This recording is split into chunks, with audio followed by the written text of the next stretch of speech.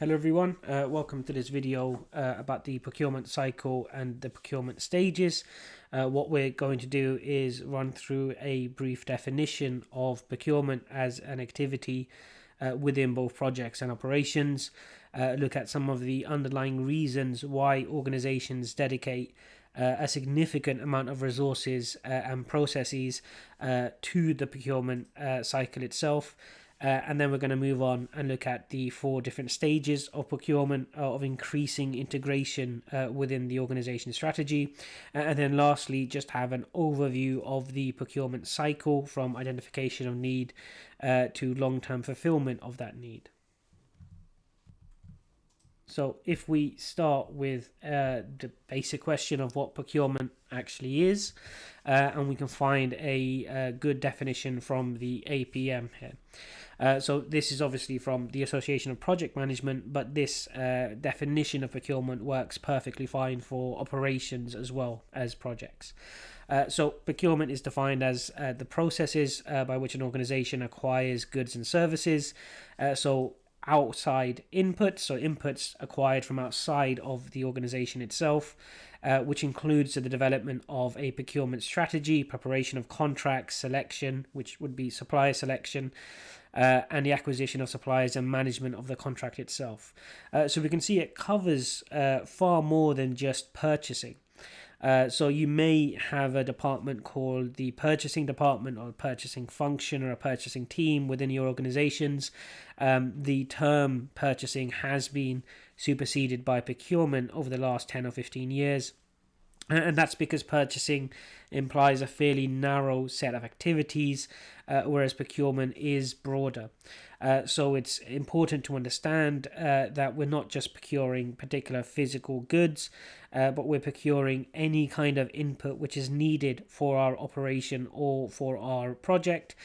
So we have a make or buy decision. We can either decide to generate the input ourselves internally, so we can generate the physical good or we can generate the needed services, or we can buy. So we can acquire the needed goods and services, the needed inputs from outside the organization itself. So everything related to the acquisition and the use of our external inputs will be covered by procurement. So these are things like developing an organization-wide or department-wide or indeed team-wide procurement strategy, having a process or set of processes in place for the vetting and selection of particular suppliers, as well as all of the contractual elements. And this is where the unit title does make a distinguish between the two, between procurement management and contract management. So the preparation of contracts and the execution of the contract itself. So the primary and most important way that we actually manage our suppliers within the procurement cycle is through contractual means. That defines the relationship. And therefore, any attempt at managing that relationship has to go through contractual measures. So we have quite a broad range of activities which are covered by procurement. Now, a lot of these are going to be determined by your organization. So just because the range of activities is very broad, this doesn't mean that your range of action as either a project manager or a relevant operations manager or operations official, you're not necessarily going to have complete freedom of action because procurement is one of these areas within an organization where having organization-wide processes and requirements is really important to actually efficiently manage procurement as a function itself. And we can see the reasons for this if we look at what some of the core underlying reasons why procurement is a distinct function, a distinct area. So all of these activities that we've discussed within the procurement cycle, they all cost significant amounts of time and resources, So the question is, why are we actually dedicating this time and resources when we could just go out and purchase something on an ad hoc basis? Why have a procurement strategy? Why have supplier vetting, supplier selection processes? Why have complex contract management processes when we can just go and just buy something casually, ad hoc, and using our own judgment? And there are three significant reasons why.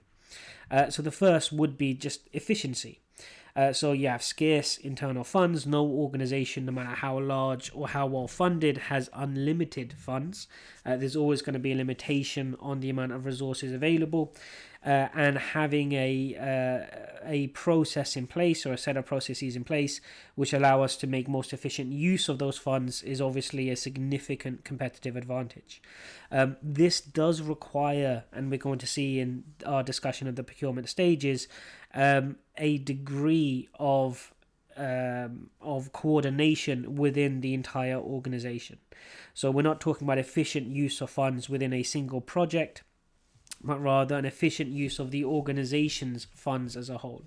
There may be recurring procurement needs. There may be procurement needs that can be pooled across different departments or different projects, and therefore we can gain better usage of our funds by pooling procurements, by pooling purchasing, by examining and harmonizing procurement strategies across different departments and projects.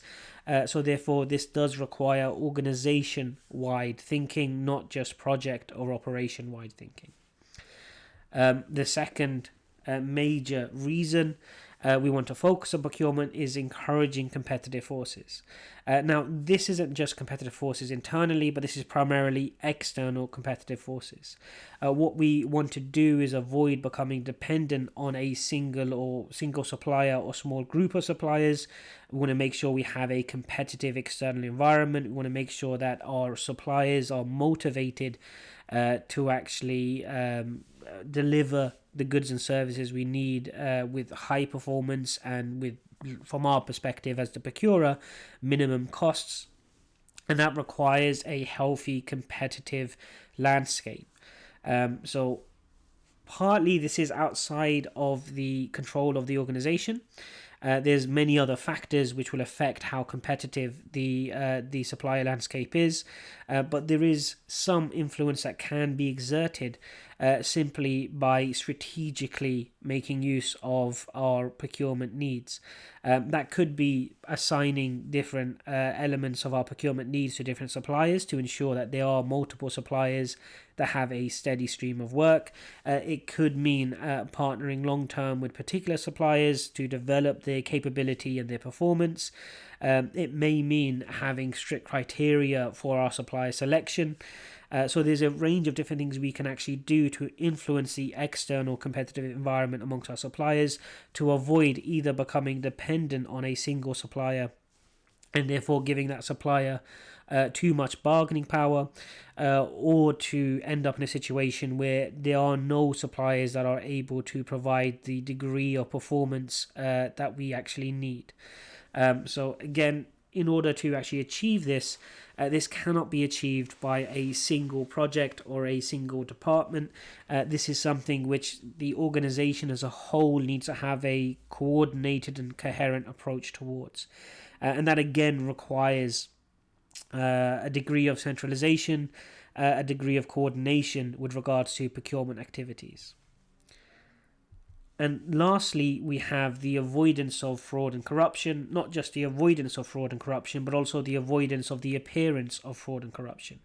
And this is a really important part of why procurement is a formalized activity within organizations. Is not just a case of going out and getting the best possible input for the cheapest possible price. It is also there to ensure that any contracts, any movement of money and payment, any movement of particular goods and services are done in a transparent manner, and we avoid even the appearance of impropriety or the appearance of corruption. And for obvious reasons, that also needs to be organization wide. That cannot be individual to particular teams and projects. That must be standardized and implemented across the entire organization. This is also an important thing to understand why procurement processes are often quite convoluted and complex.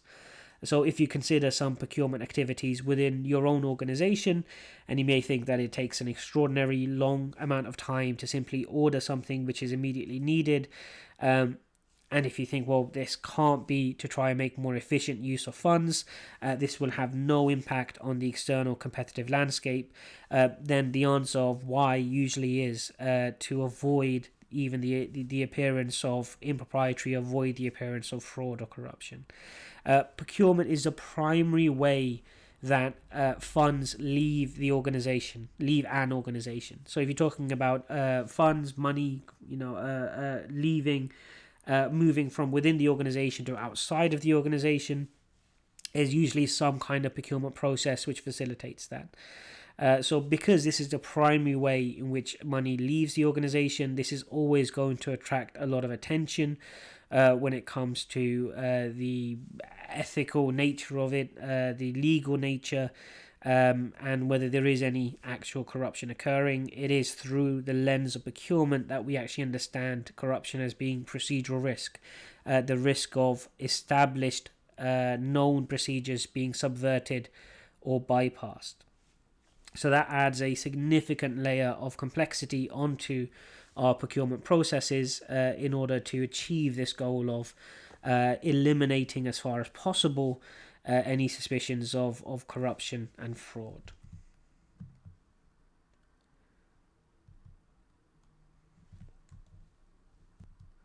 So we're going to move on to look at our procurement stages. So these are strategic stages of procurement, of which there are 4.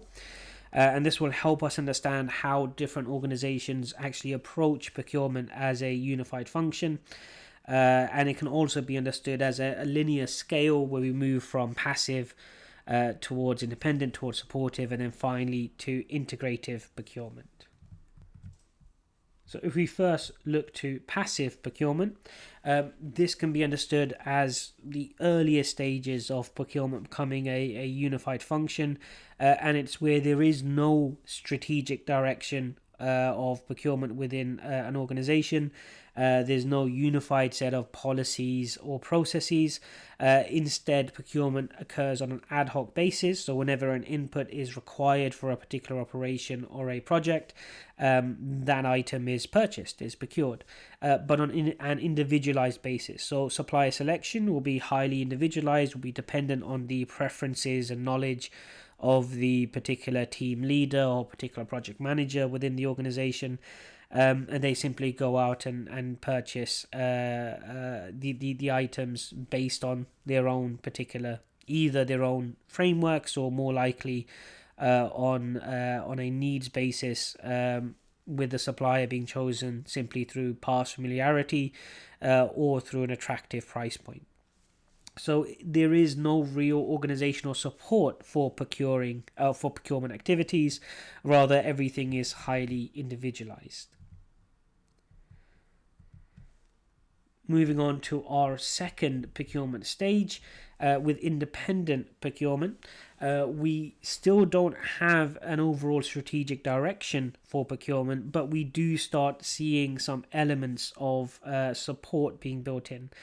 So this is based around usually a single goal. So it's usually something like cost reduction. So the organization realizes that they are purchasing a large quantity of a particular input.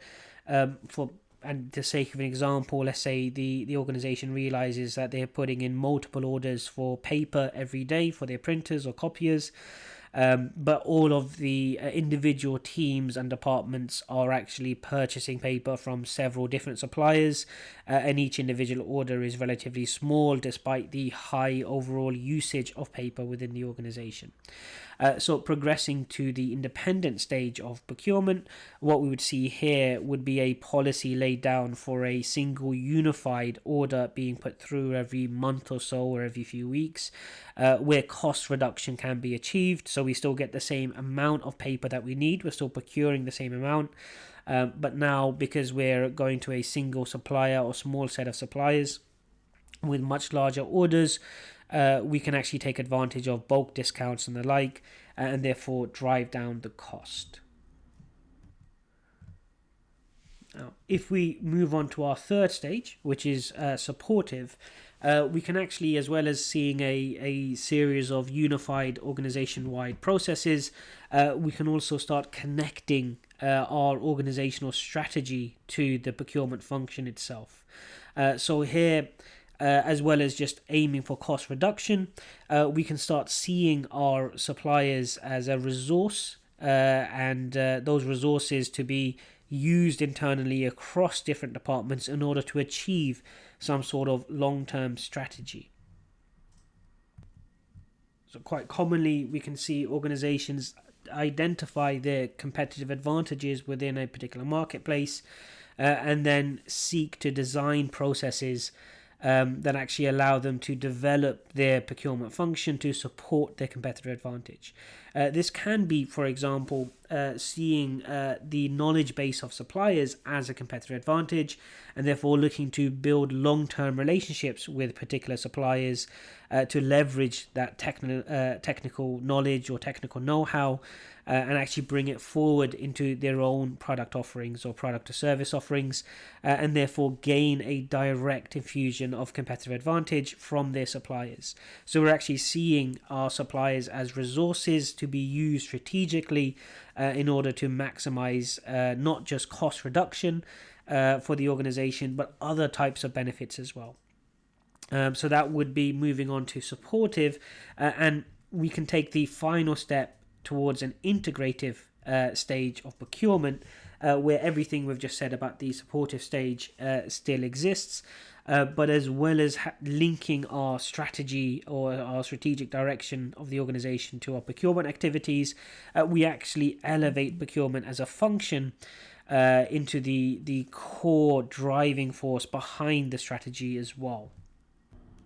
So here, procurement isn't just a function which is tasked with aligning with the organizational strategy and executing the organizational strategy, but actually plays a role in driving, formulating, and creating the strategic direction and the strategic objectives of the organization.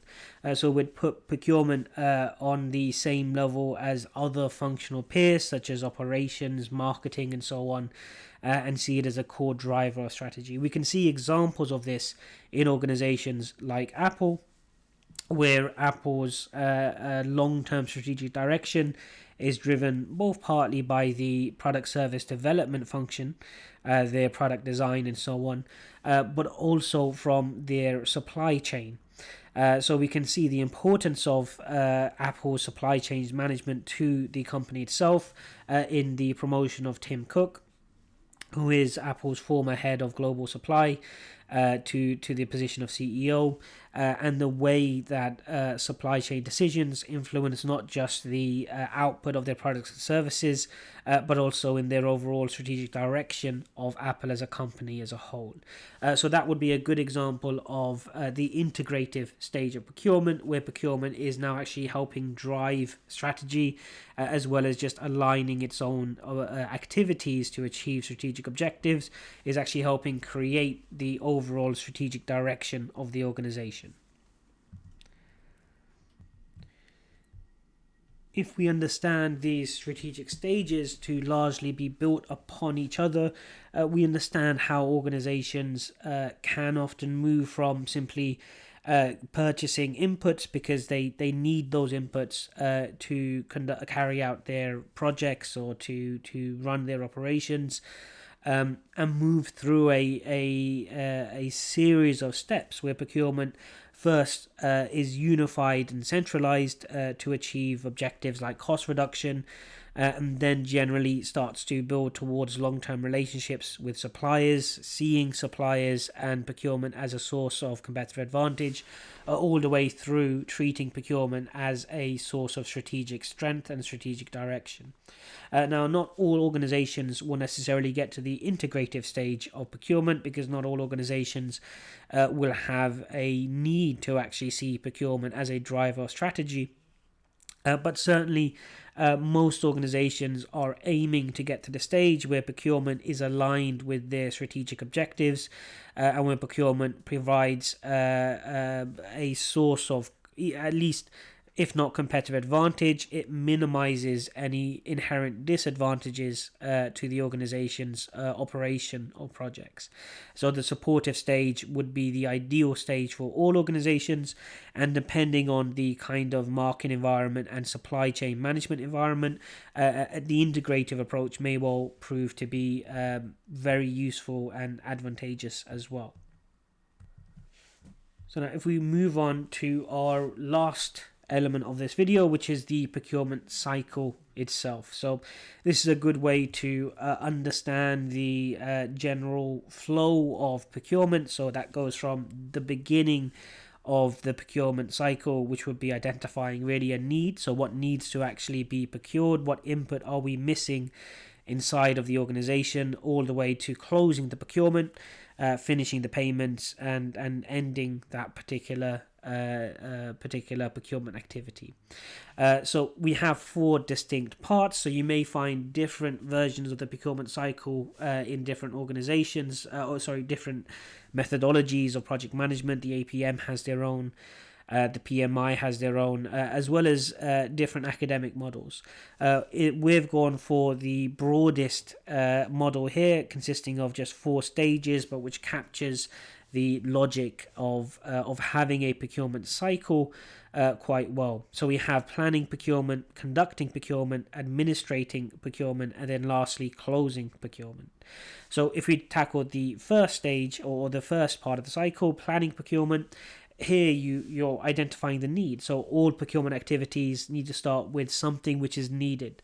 That may be a physical product, it may be a component, it may be raw materials, it may be a service, it may be knowledge, but something needs to be acquired in order for the operation or the project to move forward. So we're identifying the procurement need before anything else.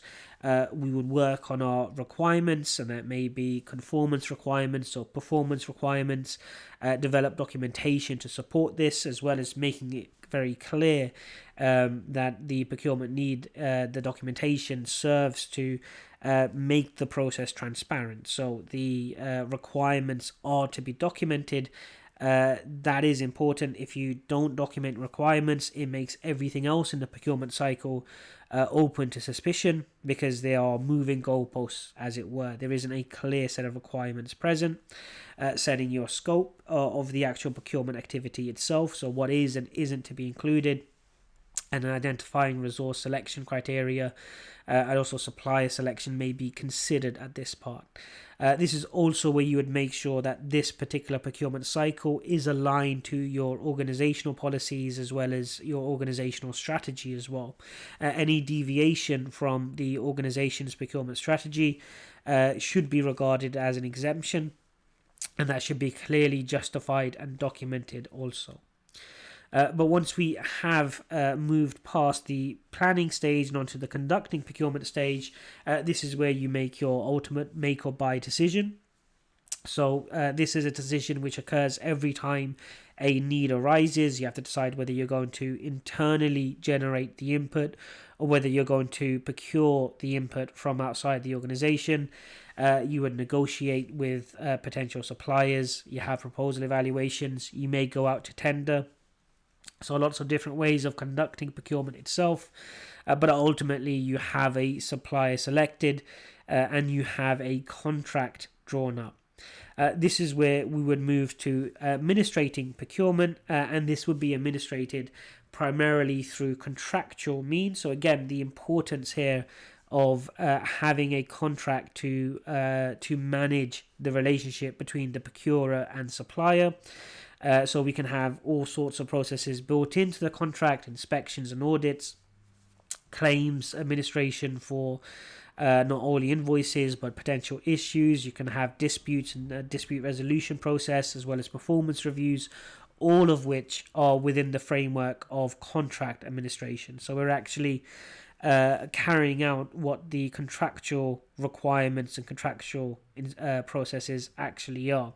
There is no inbuilt requirement for suppliers to actually participate in inspections and audits and performance reviews unless they are spelt out within the contract itself. Once we have administered the contract successfully, you'd move on to closing procurement. So you close your contracts formally, you have your final audits, or if there were various disputes, or if the contract type requires it, you'd have a negotiated settlement, all to bring the procurement cycle to a close. It is a cycle because even though that particular need may be fulfilled through the acquisition of a supplier and those particular inputs, needs will always be popping up, and oftentimes we have cyclical needs. So we have requirements for particular operations and projects which may be satisfied in the immediate term, but in the near term or the medium term or even the long term, those needs will come again, either on a predictable or unpredictable basis. So it is a constant cycle of identifying needs, identifying a solution to those needs, carrying out the procurement to actually secure the supplier, administrating the contract, closing the procurement activity, and then moving on to the next one.